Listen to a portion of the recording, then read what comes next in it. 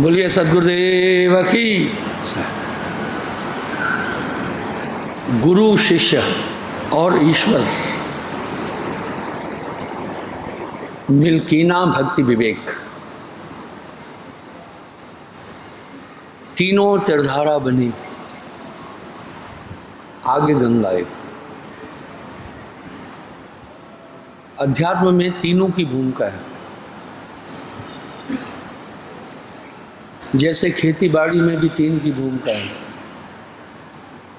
किसान, जमीन और बीज, तीनों का सामंजस्य चाहिए। इस तरह अध्यात्म में भी तीन की विशेष भूमिका है, उसको हमें समझना है। एक बात तय है, वेदों से लेकर संतों की वाणियों का अध्ययन करेंगे तो आप एक बात पाएंगे, सबने एक बात बोली है,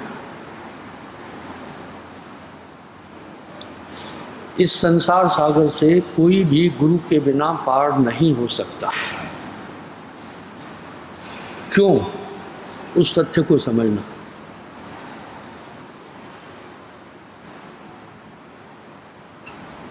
भवसागर का पार बिन सद्गुरु पावे नहीं। कोटिन करे उपाय, एक उपाय नहीं, कोटिन करोड़ों उपाय क्यों नहीं करे। गोस्वामी जी ने तो विराम लगा दिया इस बात पर, गुर बिन भवनिधि तरह न कोई, जो विरंच शंकर सम होई। हाँ, थोड़ा सा गौर करें, सुपर पावर कहीं है। मैं आलोचक नहीं हूं, इस ब्रह्मांड में सबको भय है नाश का, क्योंकि ये ब्रह्मांड ही जब नाश हो जाएगा तो इसमें रहने वाला कौन बचेगा। मुझे ध्यान है,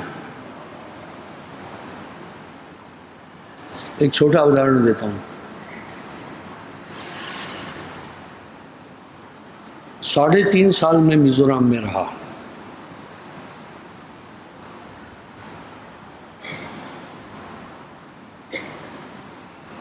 (1978) से लेकर 82 फरवरी तक तो हम लोग पेट्रोलिंग जाते थे गांव-गांव में। इसकी एक वजह थी, नहीं तो हॉस्टाइल आते थे, नौजवान लड़कियों को हवस पूरी करने के लिए लेके जाते थे। उनके हाइड आउट्स म्यांमार में, बर्मा में थे और उधर भाग जाते थे।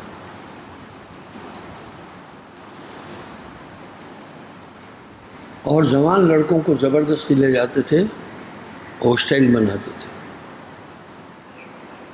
तो हम लोग गांव-गांव में घूमते थे उनको हौसला अफजाई के लिए। तो क्या हुआ, वहाँ किसी की खेती नहीं है। वीसीपी, विजिल काउंसिल प्रेसिडेंट जैसे हैं सर, उसको पूरे पावर्स है। वहाँ की जीवन पद्धति अलग है। मैं आपको वहाँ की जीवन पद्धति पर नहीं बता रहा हूँ, वहाँ जो इंसिडेंट हुआ उसके विषय में बोल रहा हूँ। एक पहाड़ को काट देंगे पहले पूरा, तो गांव के सब लोग मिलकर 1 साल पहले छोटे छोटे बहुत पहाड़ हैं, जंगल है, वो सूखेगा, आग लगा देंगे, खाद नेचुरल, कौन काटेगा? पूरे गांव के लोग। वो खाद बन जाती थी, उसमें फसल बोते थे। मक्की का भुट्टा इतना लंबा मैंने कभी नहीं देखा जितना वहाँ है। मिर्ची अदरक का वो हब है, तो वो फिर एक्सपोर्ट करते हैं। और जो भी कुछ फसल होती है वहीं पर ही एक हट बनाते हैं, उसमें रख देते हैं। जिसको जितनी ज़रूरत है उठा कर ले जाएगा। वंडरफुल है।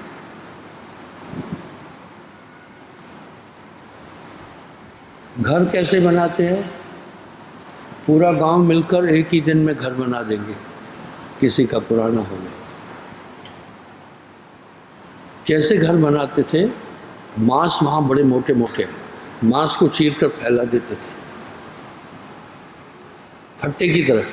फर्श भी बांस का, दीवार भी बांस की, छत भी बांस का, सब कुछ बांस का होता था। सामूहिक जीवन पद्धति थी। तो एक बार जब हम वहाँ पेट्रोलिंग में गए, जब आग लगानी होती थी तो पोस्टें वहाँ बहुत हैं आर्मी की उस समय। पहले वो पोस्ट पर कमांडर को बताते थे कि आग लगा रहे हैं, आपकी मूवमेंट आज नहीं होना चाहिए उस रास्ते से। हम घूमते घूमते 5-6 दिन दूर चले गए थे। हमें वहाँ का वीसीपी बताया नहीं कि आज उधर आग लगनी है। जब हमारी पेट्रोलिंग सेंटर में पहुंची, पहाड़ के न नीचे उतना ही ऊपर उतना ही नीचे आग लगी, और दुर्भाग्य से आग सीधी ऊपर की तरफ आ गई थी। हमारे लोगों ने बहुत ट्राई किया आग से बचने की।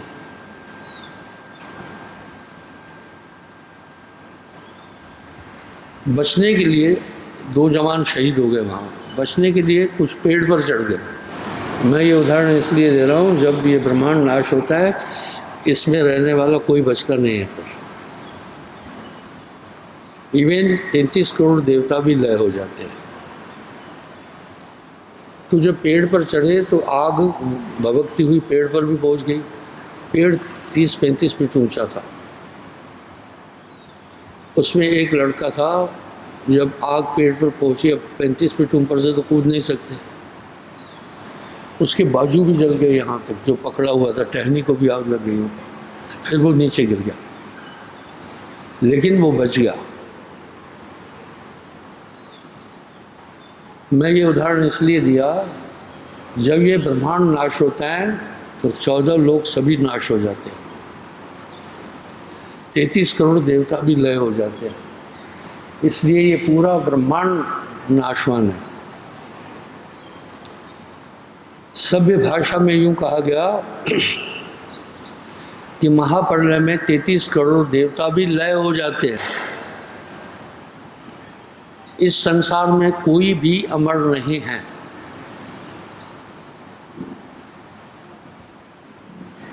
कबरा इस संसार में अमर देखा न कोई, क्योंकि जब जंगल में आग लग गई तो पेड़ पर भी आग लग गई, पेड़ पर बैठा हुआ भी जल गया। इस तरह ये पूरा ब्रह्मांड नाशवान है। दूसरा, मृत्यु का सबको भय है। उदाहरण देता हूँ, शिव जी ने भस्मासुर को वरदान दिया था कि जिसके मस्तिष्क की तरफ हाथ करोगे भस्म हो जाएगा। भस्मासुर शिव जी को ही भस्म करना चाहता था, उमा से शादी करना चाहता। तो आगे आगे शिव जी, पीछे पीछे भस्मासुर, यानी शिव जी को भी भस्म होने का भय लगा। मैं आलोचक नहीं हूँ, न तो मैं शिव जी का निंदक हूँ। जो शास्त्रों में लिखा है वही बात कर रहा हूँ। इस तरह इस पूरे ब्रह्मांड में कोई भी अमर नहीं है। ये पूरा ब्रह्मांड नाश हो जाएगा और शून्यास्त हो जाएगा, और शून्य में रचो संसार। अब वैज्ञानिक लोग काफ़ी अच्छे रिसर्च करते हैं। महाप्रलय का वृत्तांत उन्होंने भी लिखा है। मैं आपको एक उदाहरण देता हूँ, प्रूफ ऑफ इवेंट। अगर आप उस बुक का अध्ययन करेंगे तो मैंने उससे बहुत पहले, ये 2006-07 में ये किताब पब्लिश हुई है, मैंने जो जो विवरण उसमें दिए हैं वो प्रूफ ऑफ इवेंट में उन्होंने दे दिया है। जिन्होंने प्रूफ ऑफ इवेंट बुक का नेट पर थोड़ा अध्ययन किया हाथ खड़ा करें, कोई नहीं किया, देख लेना। हर एक बात, खैर मैं तो नहीं देखा था, मुझे एक डॉक्टर साहब ने PhD आकर बताया, गुरुजी ये बुक जो है प्रूफ ऑफ इवेंट आपकी अध्यात्म यात्रा पर डिपेंड है टोटल। मैं आपको एक उदाहरण देता हूँ।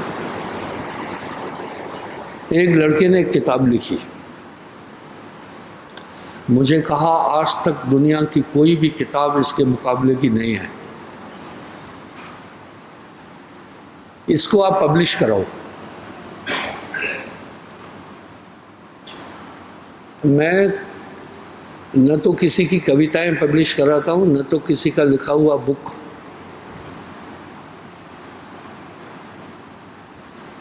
वजह, मैं खुद कवि हूँ, मैंने कविता छोड़ दी।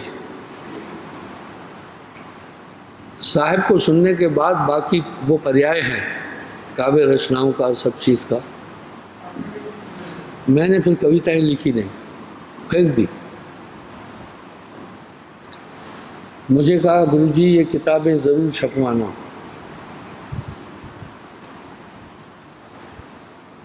पर पढ़ लेना। मैंने वो किताब पढ़ी, क्या था पता है? मेरी 200 बुक्स के फुटेज निकालकर उसने बुक बनाई थी। अब जो मैंने 200 किताबें लिखी है, मुझे नहीं मालूम है किस में क्या लिखा है। उसमें से वो मैन पॉइंट, अभी भी वो मेरे पास बुक पड़ी है जो उस लड़के ने लिखकर मुझे कहा इसको पब्लिश कराना। खलक ये नाम अपने को बहुत कर सर पटकता है। कई ऐसे ऐसे कवि आते हैं जो कविताएं लिखते हैं, मुझे कहते हैं गुरुजी इनको छपवाना। इनको छपवाना कोई हंसी खेल नहीं है, बहुत रुपया लगता है। अब वो पब्लिसिटी चाहते हैं, इसलिए यहाँ जो भी बुक छपती है, और खलक ये नाम अपने को बहुत कर सर पटकता है। काम, क्रोध, लोभ, मोह, अहंकार, ये 5 चीज़ें इंसान को डुबोती है। इन 5 में डेंजर है अहंकार। वो अपनी प्रसिद्धि चाहते हैं। यहाँ पर तो मैं बैठा साहब बोल रहा हूँ, वो अपना अहम स्थापित कराना चाहते हैं और मेरे द्वारा ही, तो मैं इस चक्कर में तो आना नहीं है। हाँ, अपना हेमांचली भैया, मैं इस चक्कर में आऊँगा क्या? क्यों? ये मेरा अहंकार नहीं है, मेरे लिए कोई नई चीज़ है ही नहीं। डॉक्टर साहब क्या ख्याल है? बिल्कुल सही।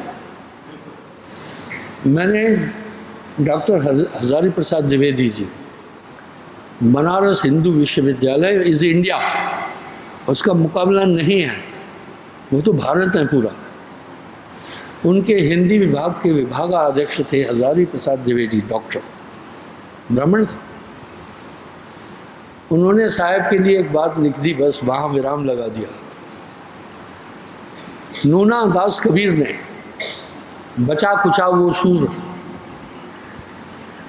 बीन बान तुलसी लियो अब भी ने सो कूड़। परमात्मा के बारे में जो कुछ कहना था वो कबीर साहब कह गए। बचा खुचा वो सूर, बचा खुचा क्या होता है?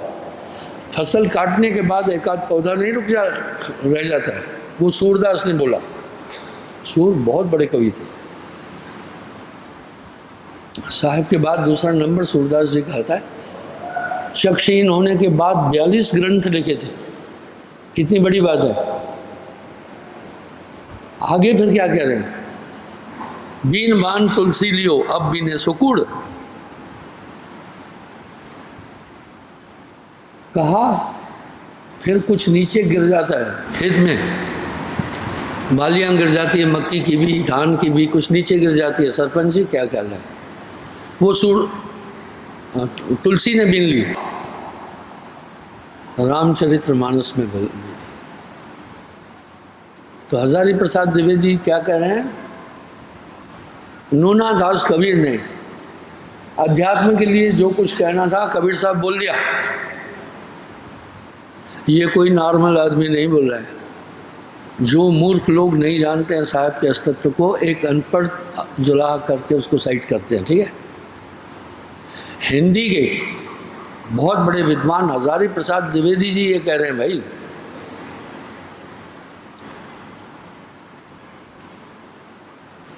नूना दास कबीर ने, यानी अध्यात्म की पूरी फसल जो है कहना था वो कबीर साहब बोल दिए। बचा खुचा वो सूर, एक आध पौधा जो बच जाता है काटने के बाद, वो सूरदास ने बोल दिया। बीन मान तुलसी लियो, जो बाकी गिरे से बिसरे थे कुछ बाली, वो सब तुलसी ने, गोस्वामी जी ने बीन लिए। मैंने कई बार बोला उत्तरकांड को अगर मंथन करोगे तो कबीर निकल आएगा, ठीक है। अब भी नेसुकूड़ क्या मतलब है, अवधी भाषा है ये, कूड़ा नहीं कूड़ झूठ कूड़ झूठ को कहते हैं, ठीक है। अब जो भी बोलेगा इन तीनों की नकल करेगा, किसी भी क्षेत्र में बोलेगा इनसे बात उठाएगा। इसलिए तुम नहीं बोलो, अब तुम्हारे पास अब कोई आइटम नया नहीं है। हाँ, संतों के पास है। संतों के पास क्यों, वो वहां के जानकार हैं। एक आदमी 100 साल तक अगर बम्बई के बारे में पढ़ता रहे कि चौपाटी है, फलाना है, ढिकाना है, बहुत कुछ उसका विवरण लिख डाले, 100 साल, और एक आदमी बम्बई घूम कर आ जाए, तो किसका ज्ञान ज़्यादा होगा, जो प्रैक्टिकल घूम गया। इस तरह बिन देखे उस देश की बात करे सो कूड़। देखो अब कूड़ यहाँ झूठा गया। आप तो खारी खाते हैं, बेचत फिरे कपूर। इस तरह वो जब मैंने किताब पढ़ी,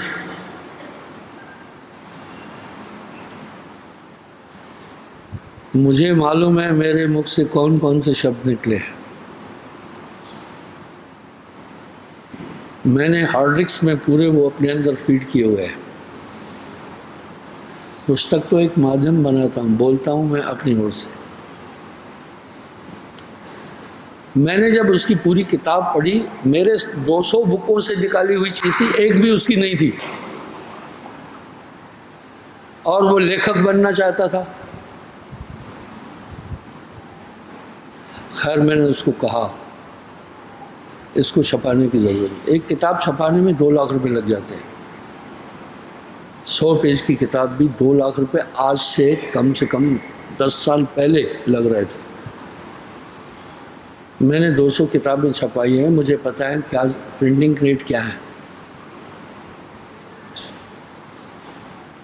चलो बीच में एक बात और आ गई, आप किसी पर भरोसा नहीं करें, आप चेतन नहीं। और किताब पढ़ती थी 25 रुपए की, बेचता था 10 रुपए में। मास्टर जी ऐसा कोई किताब नहीं बेचता है। मैं कहता हूँ साहित्य पर कभी भी नफ़ा नहीं लो।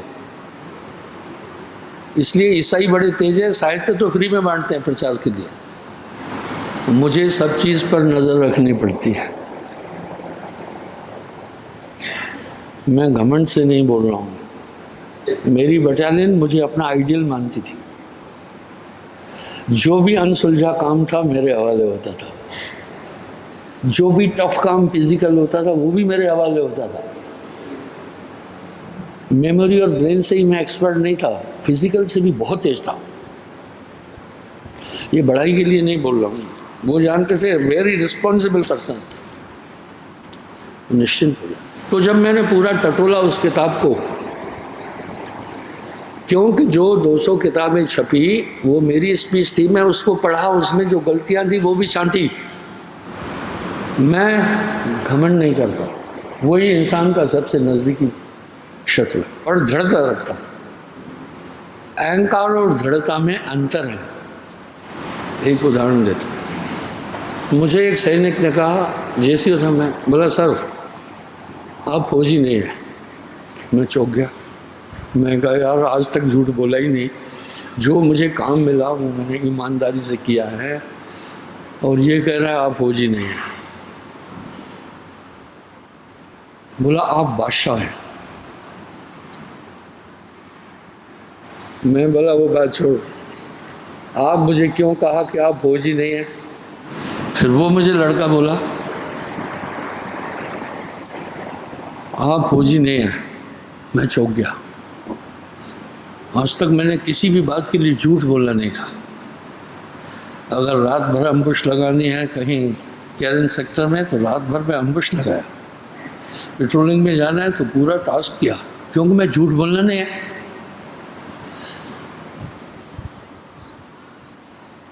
मैं बोला भाई मैं अपना काम तो, बोला सर आप बादशाह हैं। मैं बोला वो क्यों?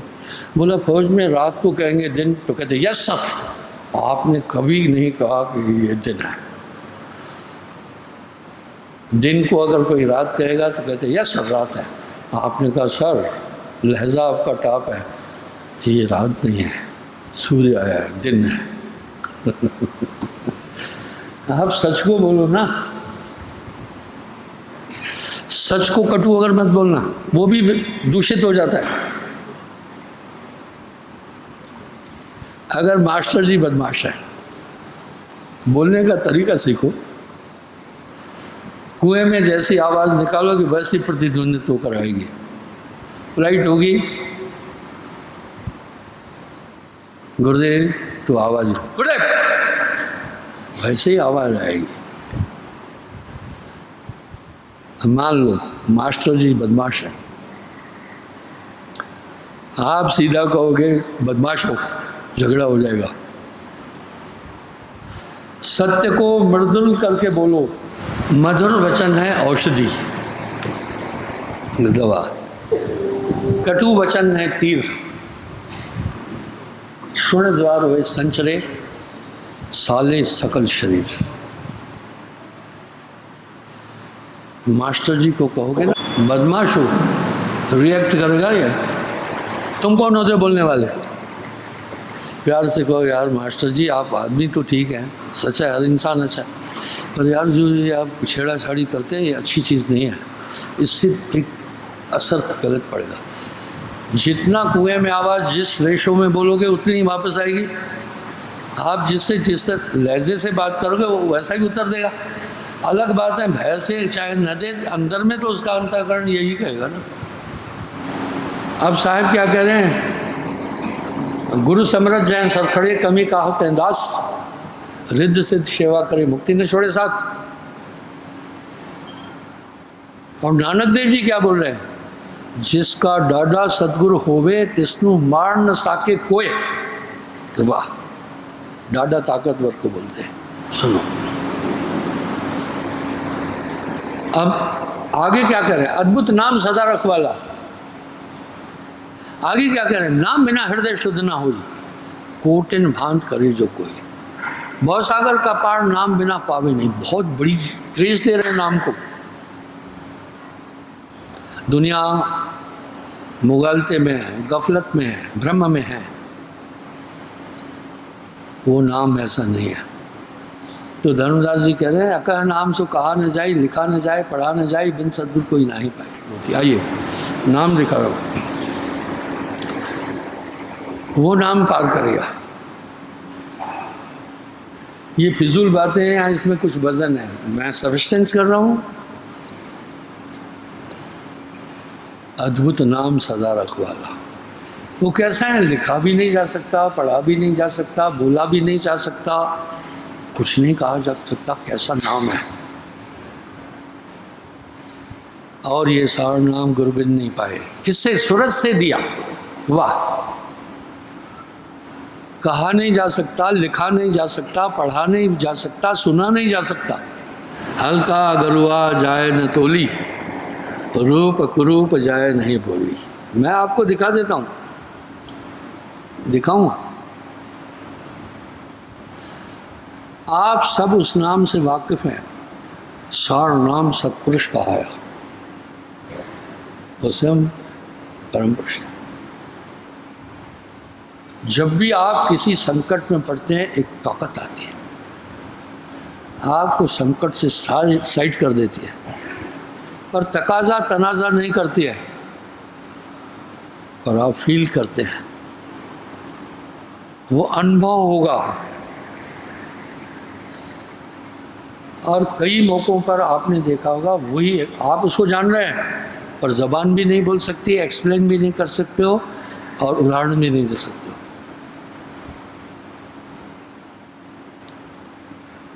वो अद्भुत नाम सदा रखवाला। जब भी आप संकट में आएंगे, बाकी वो साइलेंटली आपको चला रहा है, आपको देख रहा है। जैसे बच्चा, माँ बच्चे को हमेशा गोद में नहीं रख सकती, और बच्चे के लिए माँ की गोद तोरण है, किला है।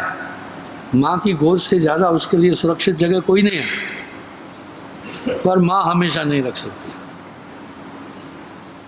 उतार देती है गोद से, तो बच्चा रेंगते हुए इधर उधर जाता है। माँ ऑब्जर्वेशन करती है, कहाँ जा रहा है। वो काफ़ी चेतन है माँ इस मामले में, देखती रहती है। जैसे किसी आग के पास जाने वाला है, देखती रहती है, हो सकता है बदल जाए, अपना काम भी कर रही है। जब देखती है संकट, फौरन जाती है, उठाकर साइड कर देती है, तकाजा नहीं करती है तुझे बचाया। करती है क्या माँ? तकाजा करती है क्या बच्चे को, तुझे बचा दिया? उसकी ड्यूटी है। इसी तरह साहब आपके साथ है। जब आपको, तभी तो ये दावा करता हूँ, जो चीज़ मेरे पास है कहीं नहीं है। आपको जब ऐसे संकट आएंगे, हमारा हर नाम ही जानता है, जीवन के किसी न किसी मौके पर उस ताकत ने उसको संभाला है, इसलिए परिचित है आप। एक बार नहीं, हो सकता है काफ़ी बार उस ताकत ने बचाया हो, पर वो विधेय है। नाम विधेय कोई बदला पाए। जो मेरी इस बात से सहमत है, हाथ खड़ा कर। ये है वो नाम। इसको शायद करें गुरु समृद्ध जय सर खड़े, कमी कहावत है। संतों की वाणी में सभी चीज़ें हैं, एक्सप्लेन नहीं कर पा रहे लोग, उनको अनुभव नहीं है। पहला तो ये लो। अभी क्या कर रहा है पता है? आपका मन पर कंट्रोल हो गया। पहले ड्रिंक करके कहते झूम बराबर झूम शराबी, अभी जैसे मन जाता है अंदर से उसको डाइवर्ट किया जा रहा है। कहे कभी नाम बिना सोनी शरीर, ताकत आपको संभाल रही है भैया। ऐसे ही कह दिया जागट नाम न संचरे, उसको जान मशान। नाम जपत कुश्ती भला, शिव शिव गिरे जो शाम, कंचन केरी दे बिना नाम के काम। आपको मन खींच सकता है, एक पॉइंट सब ये ठीक वैसा ही है। कभी कभी किसान क्या करते हैं, अपने पशु को अपनी खेत में बांधते हैं, खूंटा भी गाड़ते हैं, रस्सी का आयतन लंबा करते हैं जितना पंडित बैठा है पंतु, ताकि इस पूरे रेडियस में घूमकर चल रहे। लेकिन पशु कभी सोचता है फ्री हूँ, मैं तो कहीं भी घूम रहा हूँ, जैसे भगता है रस्सी की खींच आ जाती है। इस तरह कभी कभी गफलत में हो जाते हो, लेकिन तब भी साहब की खींच मिलती है। जो मेरी इस बात से सहमत है वो भी हाथ खड़ा। आप बाउंड है, भय रखना, भय बचा लेगा। भय करता, भय प्रेम गुरु, भय करनी, भय सार। डरता रहे वो उबरे और गाफिल खाता मार। इस तरह वो अद्भुत नाम सदा रखवाला। जैसे माँ बच्चे का पूरा सुरक्षा देती है, इस तरह नाम देगा।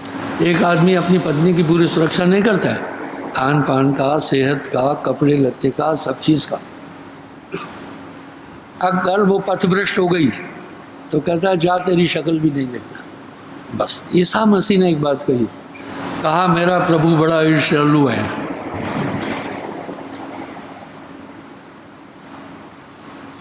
गुरुदेव क्या बोला? उसके अलावा किसी से प्रेम करता हूँ तो वो मुझे मेरी तरफ देखता नहीं। कैसा सेंटेंस है ये?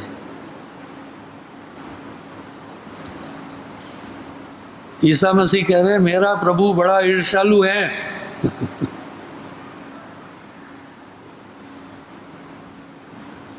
वो कहता है सिर्फ मुझसे प्यार करो। अगर किसी तरफ मैं दूसरी चीज़ से प्रेम करता हूँ तब वो मेरी तरफ देखता ही नहीं। सेंटेंस कितना वजनफुल है। आपके लिए भी यही है, भटकना नहीं। पैर मत रख तू दो कश्तियों में, डूब जाएगा तू देख वरना।